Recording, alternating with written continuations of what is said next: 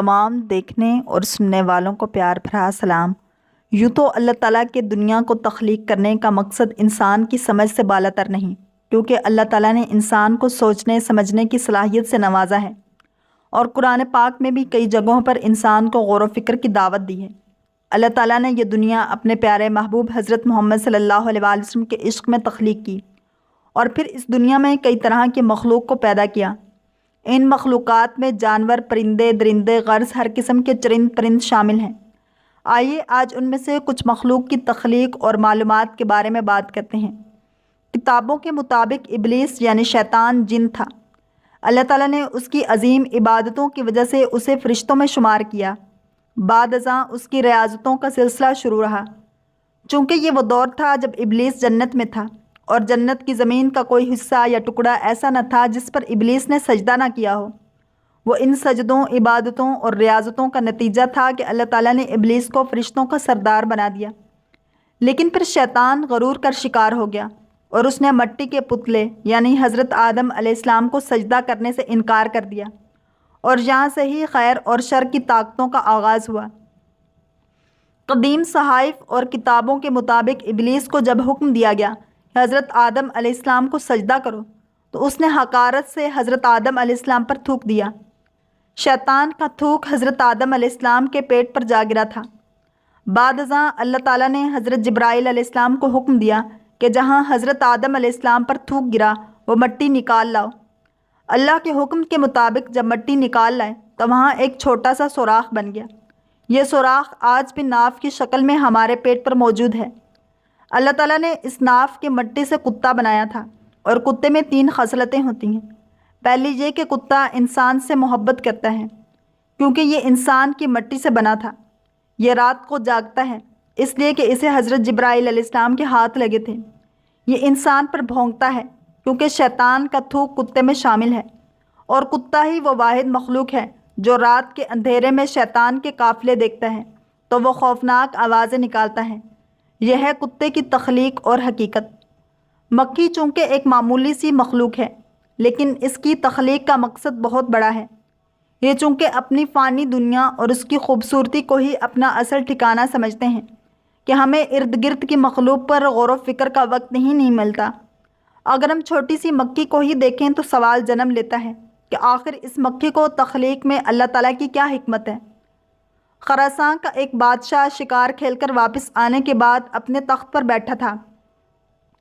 تھکاوٹ کی وجہ سے اس کی آنکھیں نیند سے بوجھل ہو رہی تھیں۔ بادشاہ کے پاس ایک غلام ہاتھ باندھے ادب سے کھڑا ہوا تھا۔ بادشاہ کو چونکہ سخت نیند آئی ہوئی تھی، مگر جب بھی اس کی آنکھیں بند ہوتی تو ایک مکھی اس کی ناک پر آ کر بیٹھ جاتی، اور نیند اور بے خیالی کی وجہ سے بادشاہ غصے سے اس مکھی کو مارنے کی کوشش کرتا، پر بار بار اپنے چہرے پر پڑتا تھا، کیونکہ مکھیاں اڑ جاتی تھیں۔ جب 2-3 بار ایسا ہوا تو بادشاہ نے ہاتھ باندھے ادب سے کھڑے غلام سے پوچھا کہ اللہ نے اس مکھی کو کیوں پیدا کیا ہے؟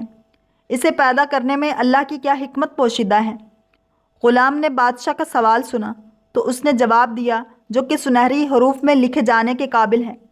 غلام نے جواب دیا کہ اللہ نے مکھی کو اس لیے پیدا کیا ہے کہ بادشاہوں اور سلطانوں کو یہ احساس ہو کہ بعض اوقات ان کے ذریعے زمینی بادشاہوں کو یہ پیغام دینا چاہتے ہیں کہ جو تم زمین پر بادشاہ بنے پھرتے ہو، تمہاری حیثیت کیا ہے؟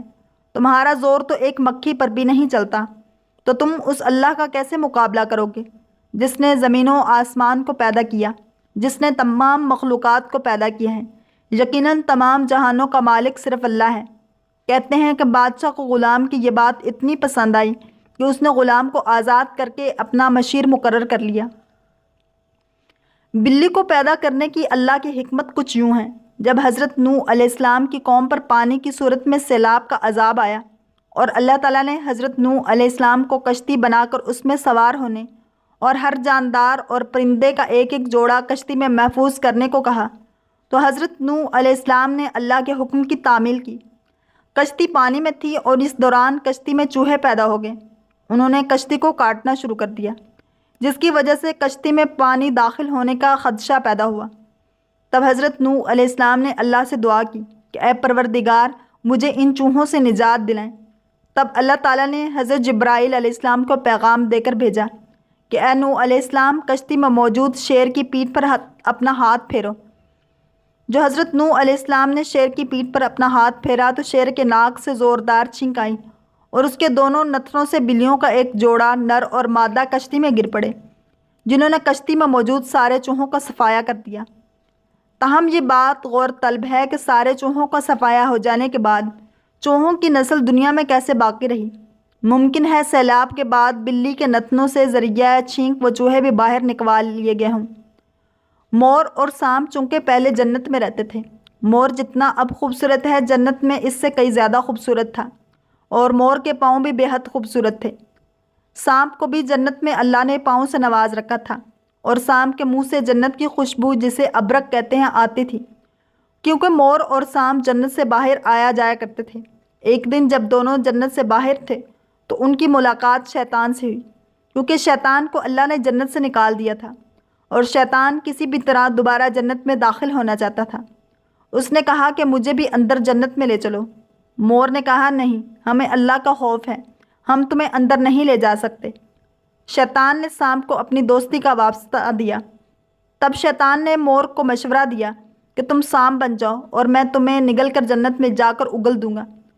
چنانچہ شیطان نے یہی کیا، وہ سانپ بن گیا اور میں نے اس کو نگل لیا اور جنت میں جا کر اگل دیا، اور یوں شیطان ایک بار پھر جنت میں داخل ہونے میں کامیاب ہو گیا۔ جنت میں داخل ہونے کے بعد شیطان نے حضرت آدم علیہ السلام اور حضرت بی بی حوا علیہ السلام کو ورغلایا۔ اس نے تمہیں منع کیا ہے جسے حضرت آدم علیہ السلام اور بی بی حوا نے پھل کھایا۔ اللہ نے ان دونوں سے جنت کا لباس اتار دیا اور جنت سے نکال کر زمین پر بھیج دیا، اور مور سے اس کی خوبصورتی چھین لی اور اس کے پاؤں کو اتنا بدصورت کر دیا کہ وہ ساری زندگی اپنے پاؤں کو دیکھ کر روتا رہتا ہے، اور سانپ کے منہ سے خوشبو اور پاؤں بھی چھین لیے اور سانپ کی خوشبو کی جگہ ہمیشہ کے لیے زہر بھر دیا۔